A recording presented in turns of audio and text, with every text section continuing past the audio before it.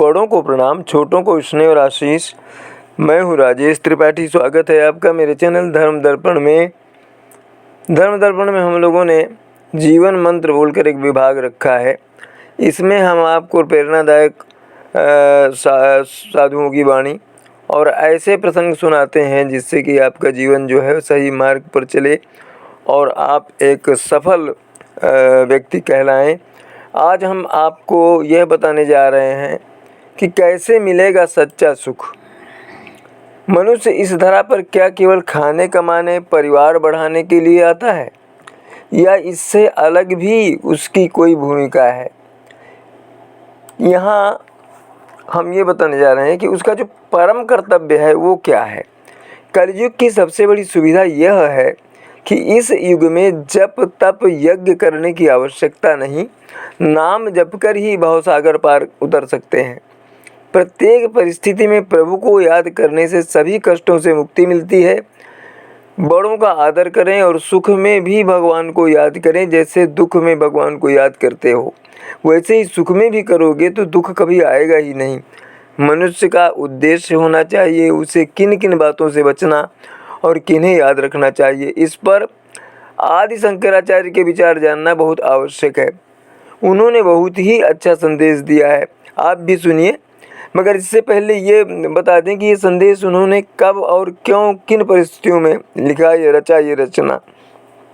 कहते हैं कहीं वो एक जगह जा रहे थे, ठंड का मौसम था और एक मंदिर के पास में एक 80-85 साल का बूढ़ा जो था वो संस्कृत के व्याकरण याद कर रहा था। थोड़ी देर वो खड़े उसको सुनते रहे। तब उनके मन में आया कि इस उम्र में संस्कृत के व्याकरण इसके किस काम आएंगे, इसको तो प्रभु का भजन करना चाहिए कि इसका जीवन सफल हो जाए। उस समय उन्होंने ये रचना रची। ये रचना मैं अर्थ के साथ आपको सुनाने जा रहा हूँ। श्लोक हैं आदि शंकराचार्य महाराज के, वो इस तरह हैं। वो कहते हैं कि भाई तुम उस उम्र में ये सब करके क्या करोगे, भगवान को भजो, गोविंद को भजो तो तुम्हारा जीवन सफल हो जाएगा। भज गोविंदम भज गोविंदम भज गोविंदम भज गोविंदम गोविंदम भज मूढ़मते संप्राप्ते सन्निहिते काले नहीं नहीं रक्षति दुःख करणे। कहते हैं कि हे मूर्ख मनुष्य, उस परम सत्ता को प्रणाम करो, उसकी स्तुति करो, उसमें अपना समय व्यतीत करो, क्योंकि जीवन की इस अवस्था में ये व्याकरण रटकर कुछ नहीं है। जीवन का अंतिम सत्य मृत्यु है, जिसे व्याकरण के नियमों को याद करके टाला नहीं जा सकता है। इसलिए श्री गोविंद को भजो, श्री गोविंद का नाम लो। महज व्याकरण के नियमों से काम नहीं चलने वाला है।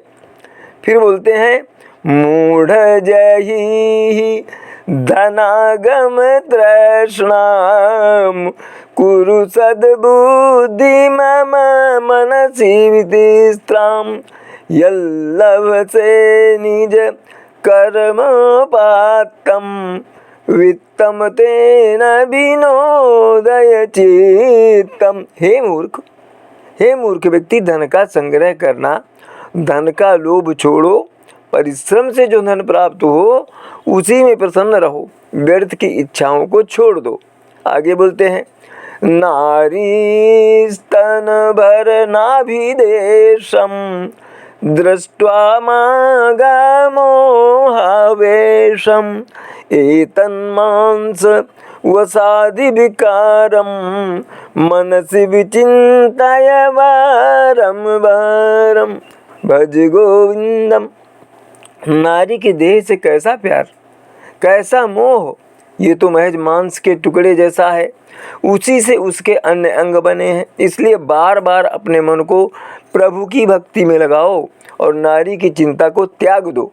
आगे बोलते हैं नलिनी दलगत जलमति तरलम तद्वद जीवितमतिशय चपलम। विद्धति व्याधय भिन्नमानवग्रस्तं लोकशोकहतं च समस्तम। यह जीवन क्षणिक है, जैसे कि कमल के पत्ते पर पानी की बूंद। पूरा संसार ही तृष्णा, लालसा और अहम के कारण ही परेशान है। आगे बोलते हैं, यावद वित्तोपार्जन सक्तः तावन् निज परिवार रक्तः पश्चात् जीवति जर देहे वार्तां कोऽपि न पृच्छति गेहे भज गोविंदम। जब तक पुरुष शारीरिक रूप से सक्षम है तब तक परिवार के सभी सदस्य जो है उसका सम्मान करते हैं, हालचाल पूछते हैं। जब उसका शरीर कमज़ोर हो जाता है, रोगग्रस्त होने पर, बूढ़े होने पर कोई भी नज़दीक आकर हाल तक नहीं पूछता। ये है संसार की सच्चाई।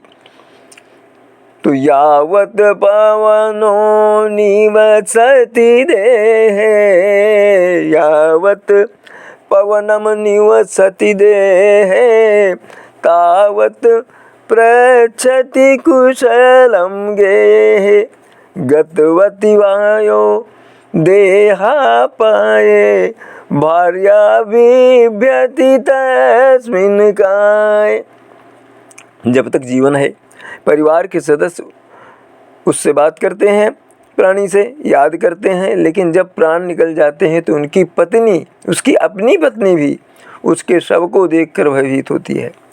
बालस्तावत् क्रीडासक्तः तरुणस्तावत् तरुणीसक्तः वृद्धस्तावत् चिंतां सक्तः परे ब्रह्मणि को अपि न सक्तः।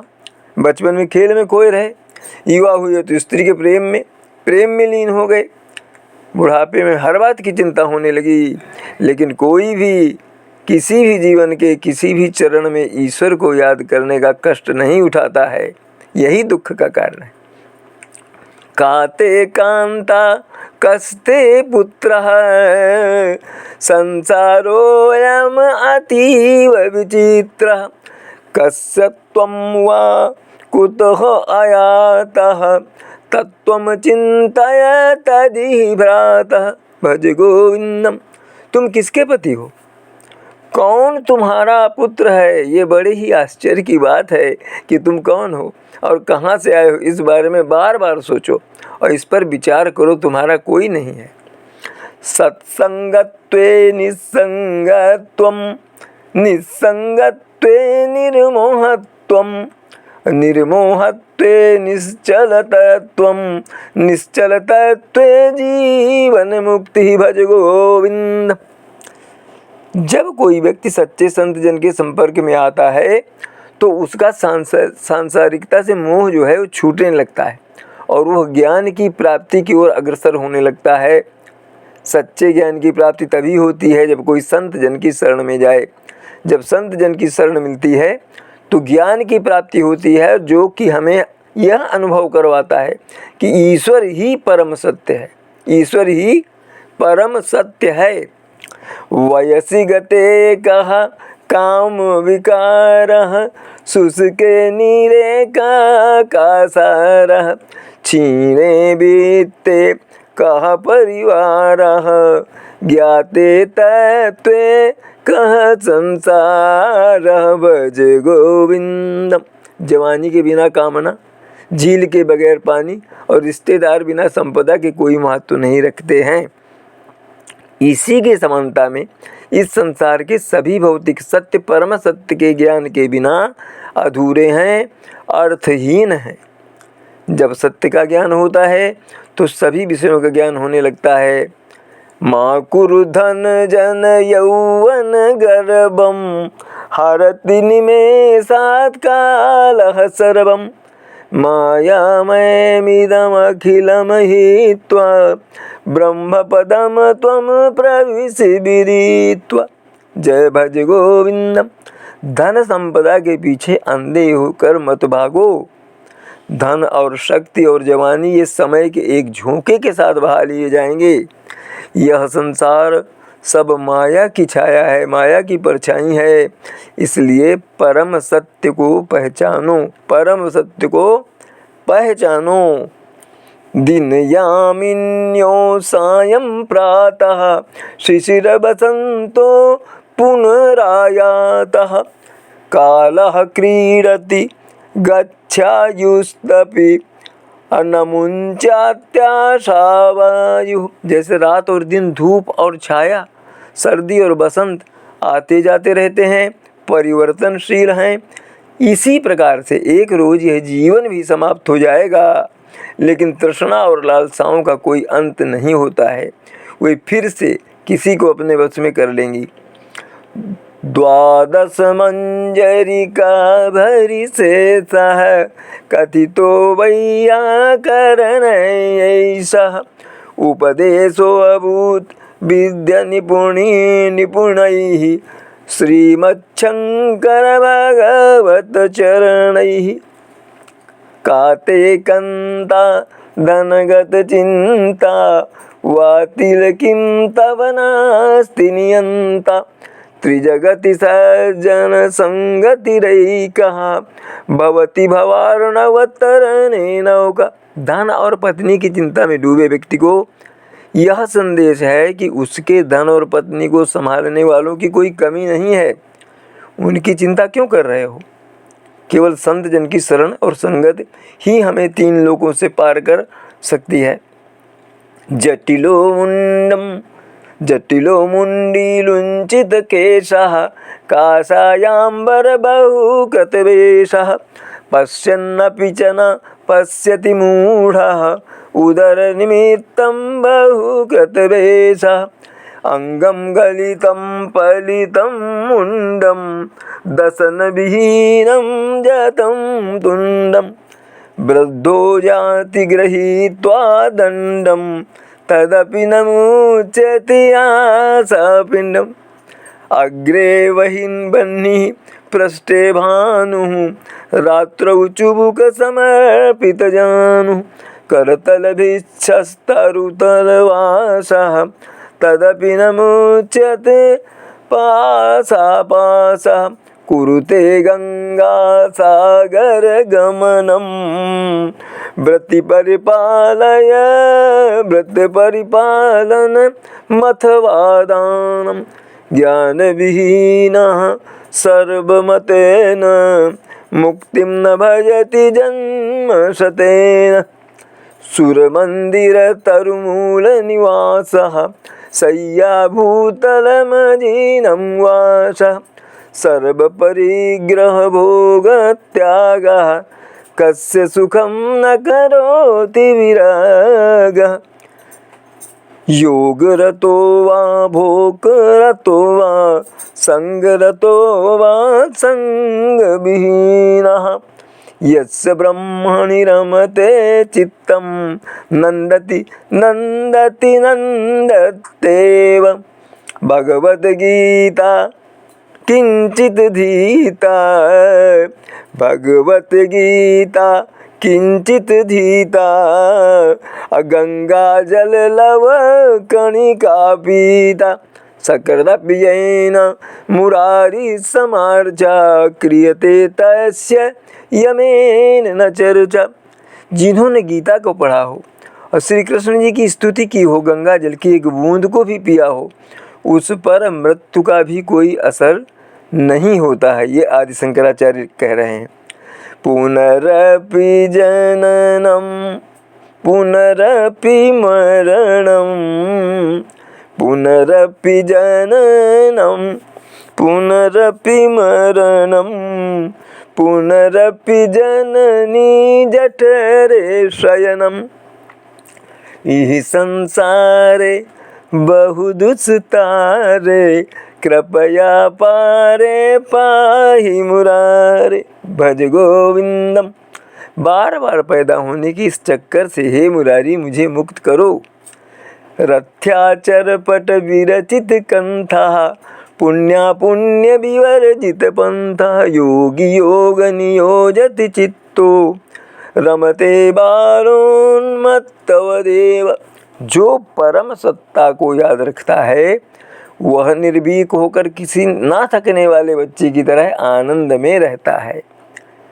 कस्त्वं कोऽहं कुत्र आयातः कामे जननी को मे तातः इति परिभावय सर्वमसारं विश्वं त्यक्त्वा स्वप्न विचारं भज गोविंदम।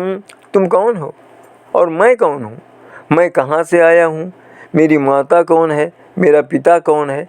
इन सभी विषयों पर गंभीरता से विचार करने के बाद यह संसार अर्थविहीन लगने लगेगा।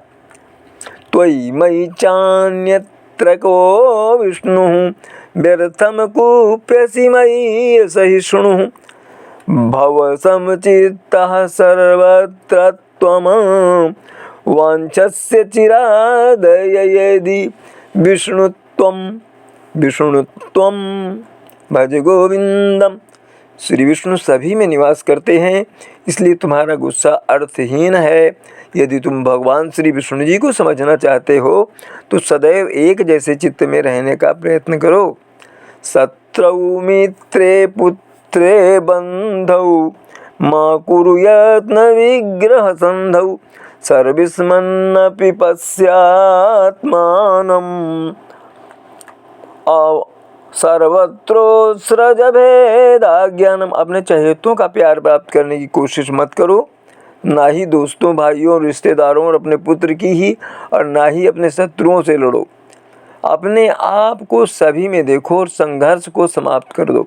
कामं क्रोधं लोभं मोहं त्यक्त्वात्मानं भावयकोऽहम् आत्मज्ञान विहीना मूढ़ाः ते पच्यन्ते नरक निगूढ़ाः।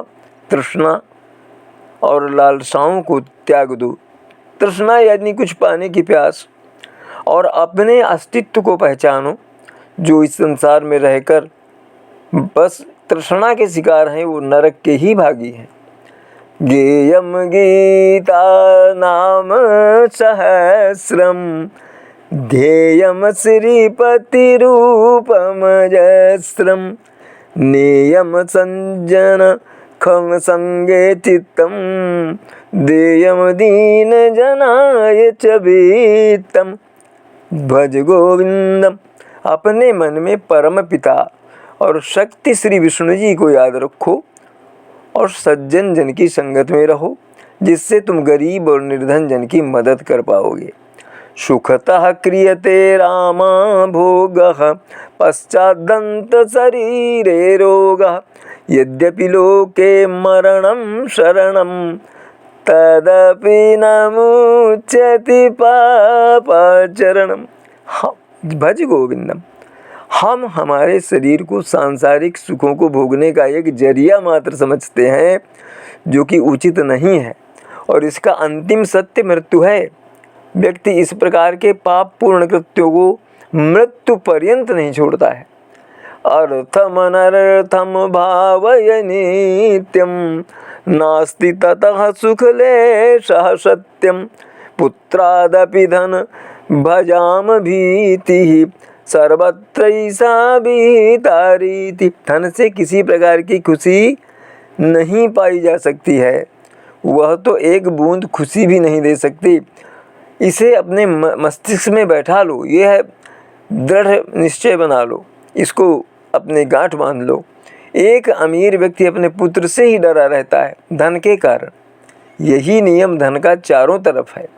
प्राणायामम प्रत्याहारम नित्यानित्य विवेक विचारम जाप्य समेत समाधि विधानम कुर्वद्दानं महदवधानं गुरुचरणाम्बुज निर्भर भक्तः संसाराद चिराद भवमुक्तः सेन्द्रियमानस नियमादेवं द्रक्ष्यसि निज हृदयस्थं देवं भज गोविंदम।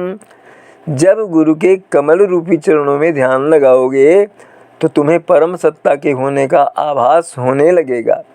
मूढ़ः कश्चन वैयाकरणो दुःखकरणाध्ययनधुरिणः श्रीमच्छंकर भगवच्छिष्यै बोधित आसीत् चोदित करणः भज गोविंद।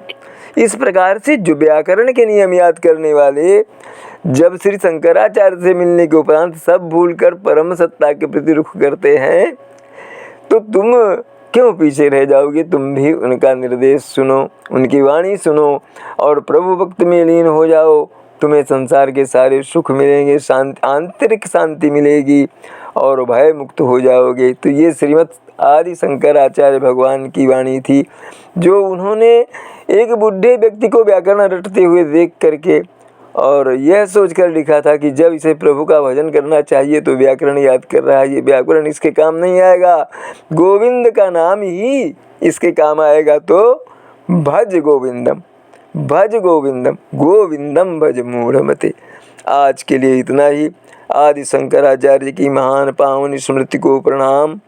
उन्होंने धर्म संस्थापना के लिए 4 धाम बनाए 4 दिशाओं में, और जब धर्म का पतन हो रहा था इतना महान कार्य किया कि आज हम उन्हीं के धर्म के बनाए आधार, उन्हीं की इन 4 पीठों से जो उन्होंने संकेत, जो उन्होंने शिक्षा दी, उसके आधार पर चल रहे हैं। उनको कोटिशः प्रणाम, कोटिशः प्रणाम। ये आज के लिए इतना ही। आगे फिर कभी आपको कोई इसी तरह का प्रसंग लेकर आपसे मिलते हैं। तब तक के लिए नमस्कार।